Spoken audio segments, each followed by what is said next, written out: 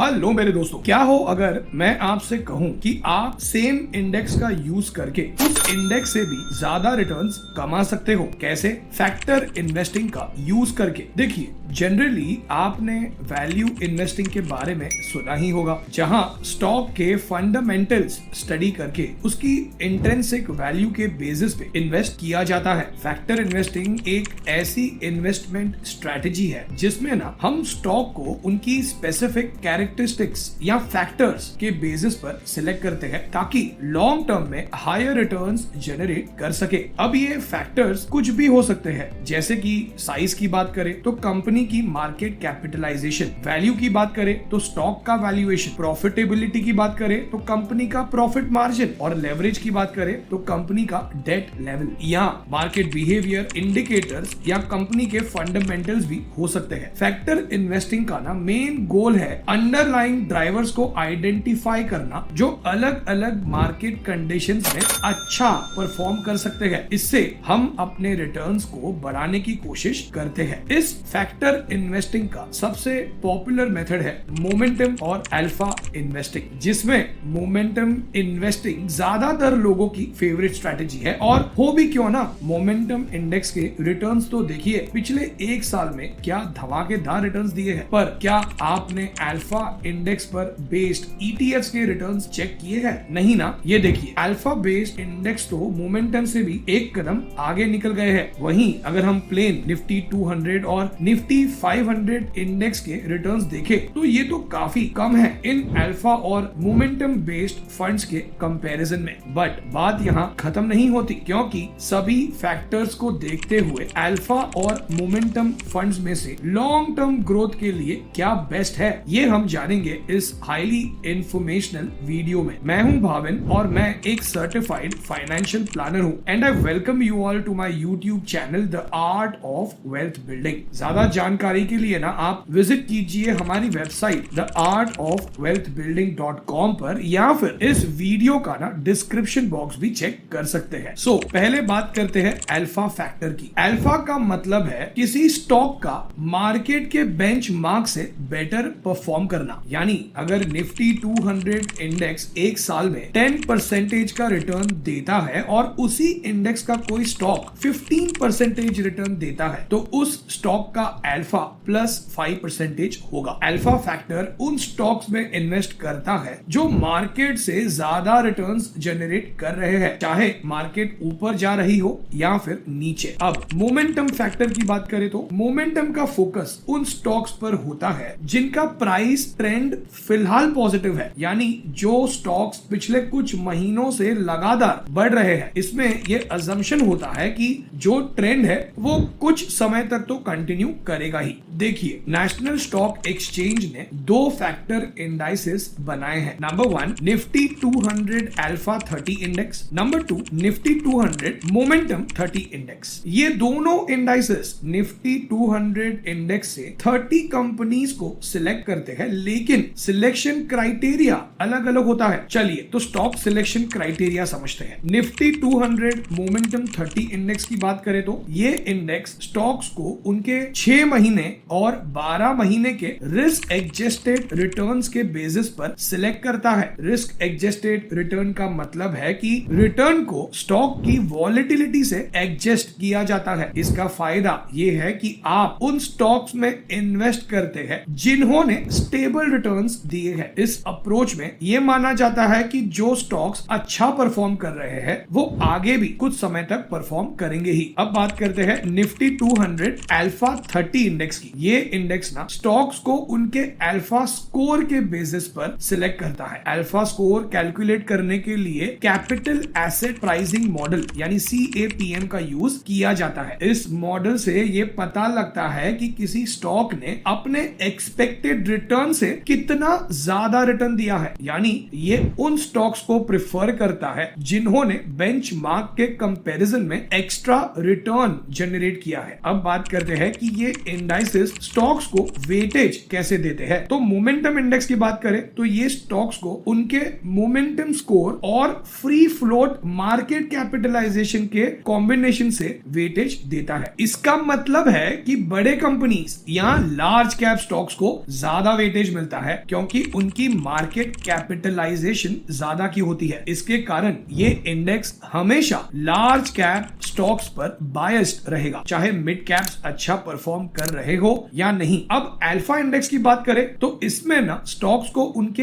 Alpha score के basis पर weightage दिया जाता है बिना मार्केट कैपिटलाइजेशन को कंसिडर किए। इसीलिए ये इंडेक्स लार्ज कैप और मिड कैप दोनों टाइप के स्टॉक्स में इन्वेस्ट कर सकता है जो भी उस समय मार्केट में अच्छा परफॉर्म कर रहे हो। इस अप्रोच से ये मार्केट के करंट ट्रेंड को अच्छे से कैप्चर कर पाता है। अब बात करते हैं रीबैलेंसिंग फ्रीक्वेंसी की। मोमेंटम इंडेक्स की बात करें तो ये इंडेक्स हर 6 महीने या जून और दिसंबर में रीबैलेंस होता है। इसका मतलब है कि अगर मार्केट में कोई सडन चेंज आया तो ये इंडेक्स उनको तुरंत कैप्चर नहीं कर पाएगा। ये अप्रोच स्टेबल ट्रेंड्स को कैप्चर करने में मदद करता है। अब अल्फा इंडेक्स की बात करें तो ये इंडेक्स हर क्वार्टर यानी हर 3 महीने में रीबैलेंस होता है। इससे ये मार्केट के चेंजेस को जल्दी एडॉप्ट कर लेता है, स्पेशली जब मार्केट सेंटिमेंट्स में कोई बड़ा शिफ्ट हो। ये अप्रोच ज्यादा डायनामिक है और रैपिड चेंजेस को कैप्चर करने में मदद करता है। अब सेक्टर और मार्केट कैप रोटेशन की बात करते हैं। Rebalancing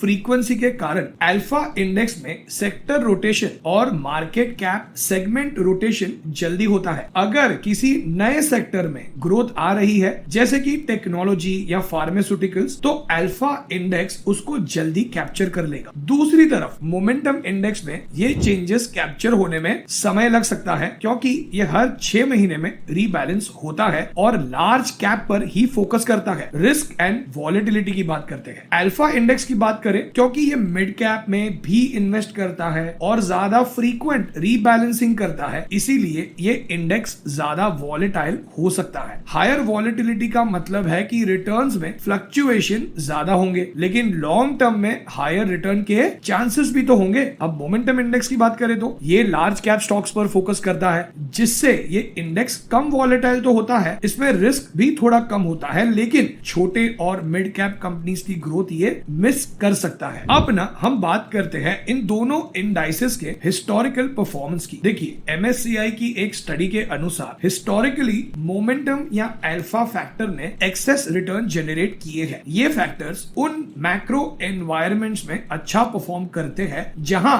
market trends long cycle में होते हैं, यानी लंबा वाला बुल रन या लंबा वाला बेयर रन। पिछले 10 सालों में अगर हम 3 ईयर इन्वेस्टमेंट होराइजन ले तो निफ्टी 200 अल्फा 30 इंडेक्स ने एवरेज रोलिंग रिटर्न दिया है 22.4%। निफ्टी 200 मोमेंटम 30 इंडेक्स ने दिया है 21.9%, जबकि निफ्टी 200 इंडेक्स ने सिर्फ 14.7% का रिटर्न जनरेट किया है। इससे हमें पता चलता है कि दोनों फैक्टर इंडाइसेस ने बेंचमार्क से बेटर परफॉर्म किया है लेकिन अल्फा इंडेक्स ने थोड़ा ज्यादा रिटर्न दिया है। अभी इंडिया में मार्केट अप ट्रेंडिंग है, बुल मार्केट का माहौल है। हालांकि मार्केट थोड़ी सी डाउन चल रही है फिलहाल और लोग क्रैश क्रैश चिल्ला रहे हैं, लेकिन अगर आप लास्ट 5 इयर्स का डेटा देखो तो मार्केट एक स्टीप अप ट्रेंड में ही है। ऐसे में अल्फा और मोमेंटम स्ट्रेटजीज दोनों ही अच्छा परफॉर्म कर सकती है। अब सवाल ये है कि आपको कौन से फंड में इन्वेस्ट करना चाहिए। रिस्क टॉलरेंस के बेसिस पर अगर आप हाई रिस्क ले सकते हैं और हायर वॉलेटिलिटी से डर नहीं लगता तो अल्फा फंड्स आपके लिए सूटेबल हो सकते हैं। अगर आप कम रिस्क लेना चाहते हैं और स्टेबल रिटर्न्स का एम रखते हैं तो मोमेंटम फंड्स बेटर ऑप्शन हो सकते हैं। इन्वेस्टमेंट होराइजन के बेसिस पर इन दोनों फंड्स में लॉन्ग टर्म इन्वेस्टमेंट होराइजन रखना ही चाहिए। शॉर्ट टर्म में मार्केट फ्लक्चुएशन हो सकते हैं लेकिन लॉन्ग टर्म में इनके रिटर्न्स अच्छे हो सकते हैं। इसके अलावा कुछ और भी चीजें हैं जिसका ध्यान रखना जरूरी है। Number 1, rebalancing and tax implications. Frequent rebalancing के कारण अल्फा फंड्स में हायर ट्रांजैक्शन कॉस्ट हो सकते हैं। इसका इंपैक्ट रिटर्न्स पर पड़ सकता है। साथ ही अगर आप म्यूचुअल फंड्स या ETFs के थ्रू इन्वेस्ट कर रहे हैं तो उनके एक्सपेंस रेशियो को भी कंसिडर करना जरूरी है। Number 2, market conditions. ये स्ट्रेटजीज ट्रेंडिंग मार्केट्स में अच्छा परफॉर्म करती है। अगर मार्केट में ट्रेंड क्लियर नहीं है या साइडवेज है तो इनके रिटर्न्स बुरी तरीके से इंपैक्ट हो सकते हैं। Number 3, sector and market cap rotation का इंपैक्ट, क्योंकि अल्फा फंड्स मार्केट कैप को कंसिडर नहीं करते, इसीलिए ये मिड कैप और स्मॉल कैप स्टॉक्स में भी इन्वेस्ट करते हैं। इससे आपको ग्रोथ स्टॉक्स का फायदा मिल सकता है, लेकिन मिड कैप और स्मॉल कैप स्टॉक्स ज्यादा वॉलेटाइल होते हैं। वहीं momentum index free float market cap को कंसिडर करते हैं, इसीलिए लार्ज कैप स्टॉक्स पर फोकस करते हैं। लार्ज कैप स्टॉक्स ज्यादा स्टेबल होते हैं, लेकिन उनमें ग्रोथ पोटेंशियल लिमिटेड हो सकता है। फॉर एग्जांपल, मार्केट में ना एक नया सेक्टर जैसे कि रिन्यूएबल एनर्जी रैपिडली ग्रो कर रहा है। अल्फा इंडेक्स इस ट्रेंड को जल्दी कैप्चर करेगा क्योंकि ये क्वार्टरली रीबैलेंस होता है और मार्केट कैप को कंसिडर नहीं करता। मोमेंटम इंडेक्स शायद इस ट्रेंड को लेट कैप्चर करे क्योंकि ये हाफ ईयरली रीबैलेंस होता है और लार्ज कैप स्टॉक्स पर फोकस करता है। अब बात करते हैं risk and return trade off की। Alpha funds high risk high reward strategy है। मार्केट की अप ट्रेंड में ये फंड्स अच्छा परफॉर्म करते हैं, लेकिन